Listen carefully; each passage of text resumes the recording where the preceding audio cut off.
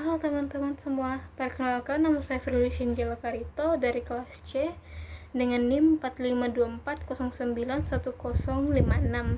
Di video kali ini saya akan menjelaskan tentang menjadi seorang mahasiswa yang respek, ekologis, cerdas, suka menolong, dan tangguh. Yang pertama ada respek. Respek adalah sikap dan tindakan yang mendorong dirinya untuk menghasilkan sesuatu yang berguna bagi masyarakat, mengakui dan menghormati keberhasilan orang lain. Respek itu tidak takut dan tidak kagum.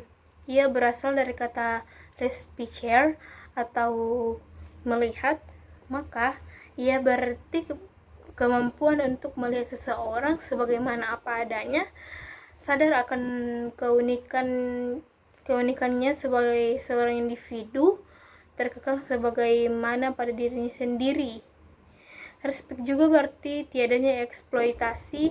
Kita ingin orang yang kita cintai tumbuh dan tidak terkekang untuk dirinya sendiri, dalam caranya sendiri, bukan untuk tujuan melayani kita. Respek berarti adanya suatu positif atas harga diri, baik itu untuk orang lain atau entitas lain, atau seperti bangsa atau agama, dan juga tindakan-tindakan khusus dan perilaku yang mewakili penghargaan tersebut. Respek dapat berupa perasaan khusus atas kualitas-kualitas aktual yang dihormati seseorang. Misalnya, saya sangat menghormati keputusannya. Ia dapat juga berperilaku yang sesuai dengan etika khusus dari respek. Perilaku tidak sopan biasanya dianggap mengindikasikan kurangnya penghargaan atau tidak hormat, sementara tindakan-tindakan yang menghormati seseorang atau sesuatu yang mengindikasikan adanya respek. Ada beberapa macam respek, diantaranya adalah yang pertama, menghormati atasan, kedua, hormati orang tua, yang ketiga ada hormat pada bangsa dan masyarakat, yang keempat hormat dalam agama, yang kelima hormat dalam bidang kesehatan. Respek ditunjukkan dalam banyak bahasa dengan mengikuti konversi gramatika tertentu, terutama dalam rujukannya pada individu. Yang terhormat adalah kata atau ekspresi yang menandakan respek ketika digunakan untuk menyebut seseorang. Secara tipikal orang-orang yang terhormat itu digunakan untuk kedua dan ketiga digunakan kepada kata ganti orang pertama adalah jarang sekali. Nah, yang kedua ada ekologis. Ekologis adalah sikap dan tindakan yang selalu berupaya mencegah kerusakan pada lingkungan alam di sekitarnya dan mengembangkan upaya-upaya untuk memperbaiki kerusakan alam yang sudah terjadi, dan selalu ingin memberi bantuan bagi orang lain dan masyarakat yang membutuhkan. Ide masyarakat berkesinambungan mensyaratkan kita untuk mengubah cara kita memperlakukan alam. Kaum ekologis berargumen bahwa peduli lingkungan menurut adanya perubahan yang radikal dalam hubungan kita dengan alam. Apa yang disuarakan kemudian adalah bahwa dalam rangka menuju masyarakat kesinambungan, ada dua hal yang perlu diperhatikan. Yang pertama, konsumsi barang-barang material oleh masyarakat, terutama oleh negara-negara industri maju, harus dikurangi. Dan yang kedua, kebutuhan manusia tidak dapat dipusatkan oleh pertumbuhan ekonomi yang terus-menerus maju seperti yang kita pahami sekarang. Pertumbuhan yang terus-menerus tidak terbatas adalah tidak mungkin. Juga bahwa konsumsi pada level-level yang semakin meningkat itu mungkin limit karena produktif bumi yang itu sendiri terbatas. Ada dua argumen mengapa kita harus peduli pada lingkungan. Pertama, sebab kita memerlukan lingkungan tersebut. Kedua, sebab alam itu sendiri berhak untuk berkesinambungan.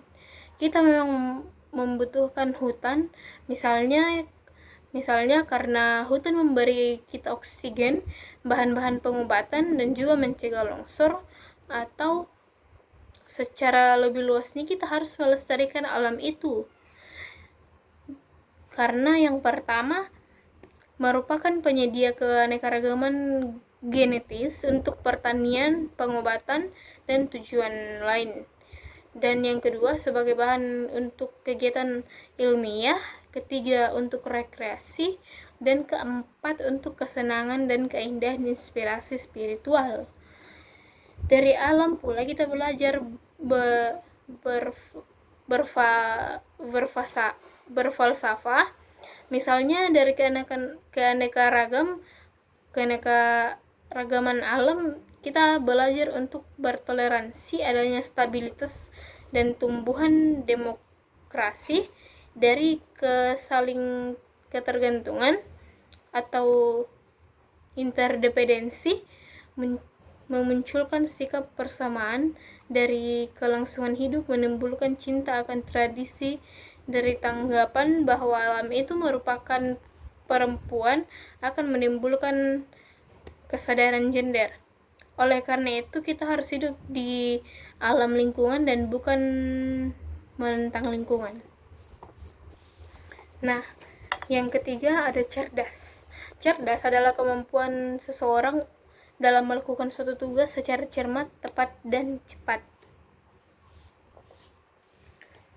Kecerdasan adalah istilah yang mendeskripsikan kapasitas pikiran dalam konteks yang berbeda. Ini dapat didefinisikan dalam cara yang berbeda, termasuk kapasitas berpikir untuk abstrak, memahami komunikasi, menalar, belajar, berencana, dan kecerdasan emosi dan pemecahan masalah.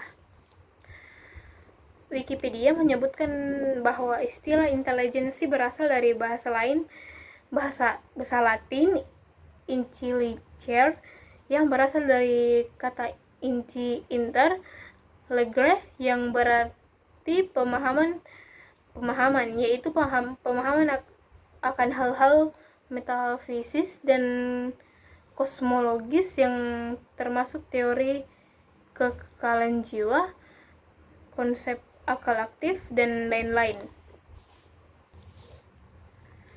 Banyak sekali jenis tes IQ yang menggunakan instruksi penugasan. Sebagai tes mengandung satu jenis tugas, sementara yang lain berdasarkan kandungan tugas yang berlainan atau visual, spasial, verbal, numerik, dan memberi pertanyaan tentang proses-proses kognitif yang berbeda, misalnya menalar, memori, keputusan cepat, perbandingan visual, pencitraan ruangan atau spasial, membaca, dan tes pengetahuan umum. Berikut adalah 10 kemampuan dasar yang biasanya diukur dalam tes IQ, yang biasa disebut faktor intelijensi umum, yang biasa disingkat G. Yang pertama ada kecerdasan cair, yang kedua kecerdasan kristal, yang ketiga penalaran kuantitatif, yang keempat membaca dan menulis, yang kelima memori jangka pendek, yang keenam penyimpanan dan pengingatan kembali dalam jangka panjang, yang ketujuh pemrosesan visual, yang ke-8 pemrosesan auditif, yang ke-9 kecepatan proses, yang terakhir keputusan atau reaksi waktu. Robert Sternberg pada tahun 1985 mengajukan teori 3 tingkatan intelijensi untuk memberikan deskripsi yang lebih komprehensif atau kompetensi intelektual dan sekadar teori kognitif tradisional biasa.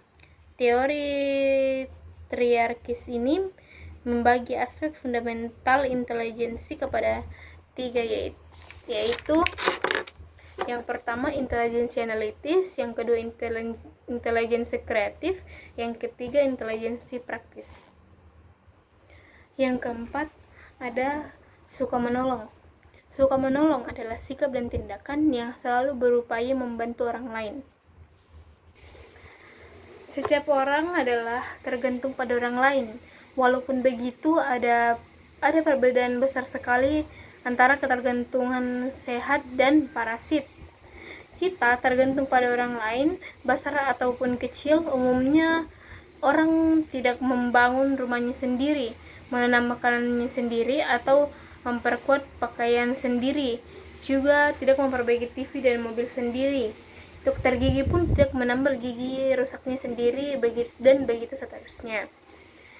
Kemudian dikatakan pula bahwa ada setiap orang, kecuali yang kembar, mempunyai plasma pembawaan dan sel keturunan yang berbeda satu dengan lainnya.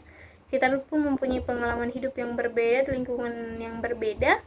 Dengan itu setiap orang mempunyai pengetahuan, keahlian, dan bakat yang berbeda. Menolong adalah kesediaan memberikan bantuan. Secara sadar orang mulai memberikan bantuan itu dari gerak hatinya. Kemudian bantuan itu diberikan dalam bentuk apa saja yang memang diperlukan orang yang mau ditolong, baik dalam bentuk ucapan, perbuatan, ide, ataupun barang. Dengan demikian, menolong itu bukan bersifat kontrak, ia bersifat personal, dari orang ke orang, dari hati ke hati. Maka adalah cukup sulit mendapat pertolongan di suatu masyarakat yang ada hubungan personalnya kurang solid atau terlalu renggang. Ada beberapa faktor yang dapat meningkatkan rasa tolong menolong. Yang pertama, mengurangi ambiguitas, meningkatkan rasa tanggung jawab. Yang kedua, rasa bersalah dan perhatian untuk citra diri. Yang ketiga, pengajaran keterlibatan moral. Yang keempat, mencontohkan altruisme. Demikianlah sikap saling suka menolong merupakan tulang punggung keteguhan suatu masyarakat. Jika tidak ada sifat ini, masyarakat akan ambruk. Untuk itulah kita harus sedia memberi contoh bagaimana untuk saling menolong di antara kita, supaya generasi selanjutnya dapat melanjutkan kerjasama sosial yang sudah terbangun. Nah, yang kelima ada tangguh. Sikap dan perilaku pantang menyerah atau tidak pernah putus asa ketika menghadapi berbagai kesulitan dalam melaksanakan kegiatan atau tugas, sehingga mampu mengatasi kesulitan tersebut dalam mencapai tujuan. Seringkali kita mengeluh bahwa ia bernasib buruk, bahwa kehidupannya kurang sukses, bukan anak orang kaya, bahwa untuk bersekolah atau berusaha harus banyak modal dan sebagainya. Alhasil, orang-orang tersebut melemparkan tanggung jawab kepada keadaan atau kondisi yang tidak ada niatan untuk melakukan apapun untuk mengubahnya. Padahal kehidupan kita pada dasarnya selain tergantung pada apa yang terjadi di sekeliling kita juga tergantung pada rencana hidup kita. Dan pada hakikatnya manusia mempunyai kemampuan untuk mengubah arah hidupnya sesuai dengan yang diinginkannya. Menurut Lazarus dan May pada tahun 1985, umumnya hubungan timbal balik antar manusia hanya sedikit hal yang dapat dilakukan oleh kita. Perkataan "saya tidak bisa" itu sebetulnya tidak pernah ada, atau kalaupun ada itu hanya melemahkan diri sendiri. Saya tidak bisa mengurangi berat badan saya tidak bisa mengerjakan pekerjaan itu, saya tidak bisa berhenti merokok, dan lain-lain. Itu sebetulnya hanya basa-basi cara untuk melindungi diri. Ketangguhan melakukan niatan atau motivasi memang suatu hal yang sulit. Terlalu banyak godaan di luar sana yang membuat kita terpancing untuk keluar dari berbagai niatan baik kita. Tetapi semua itu adalah hal yang semu jika yakin bahwa tujuan kita sudah sudah ada dan akan tercapai. Kebanyakan pendidik kurang memperhatikan hal ini, dan akibat langsung dari ini adalah kebanyakan orang-orang muda masuk ke dalam masyarakat tanpa membawa bekal yang cukup. Mereka harus tahu sendiri, harus menemukan sendiri untuk memproduktifkan sifat-sifatnya yang baik dan kecakapan mereka. Maka sifat ketangguhan pun bukan hanya sekedar untuk dibicarakan, tetapi juga harus dipraktikkan dalam kehidupan sehari-hari, seperti perjuangan Mbak Eroh yang mengalirkan air sungai seperti dalam cerita yang di atas. Sekian dan terima kasih. Assalamualaikum warahmatullahi wabarakatuh.